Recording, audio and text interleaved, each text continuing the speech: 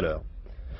Passons à l'actualité internationale avec une révélation de taille quand on sait les rapports que la France a entretenus avec l'Algérie entre l'année 1962, date de l'indépendance, et 1978. Rapport tendu. En effet, le magazine Le Nouvel Observateur nous apprend cette semaine que pendant ces 16 années, la France a disposé en Algérie d'une base secrète et qui lui permet d'expérimenter des armes chimiques. Hervé Brusini.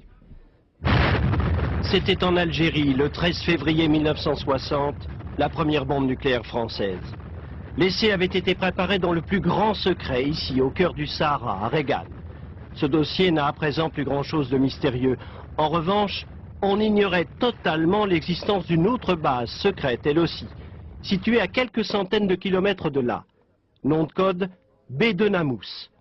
En fait, le village de Beni Welif, 100 kilomètres de long sur 60 de large, spécialité, les essais d'armes chimiques. Tous les pays qui avaient une certaine évolution industrielle et scientifique s'efforçaient de mettre au point des types d'armes, et en particulier des armes incapacitantes, c'est-à-dire des armes qui, en quelque sorte, paralysent celui qui respire ou qui reçoit sur la peau le produit chimique en question. Alors pourquoi l'Algérie indépendante acceptait-elle des expérimentations sur son sol? Mais Bédenamous, c'est au Sahara.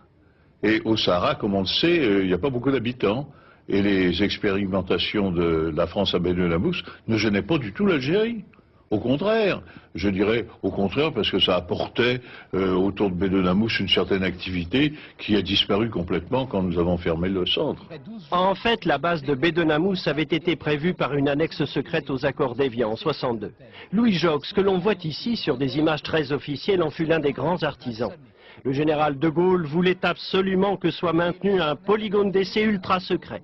Son vœu fut exaucé jusqu'en 78, par-delà les soubresauts de la politique algérienne et de ses rapports avec Paris.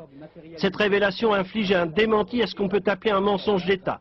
La France a toujours nié avoir procédé à des expériences chimiques en plein air. Aujourd'hui, on ignore les séquelles de ces essais en territoire algérien. Les enveloppes de béton pour les caméras ultra rapides qui retraceront image par image le développement.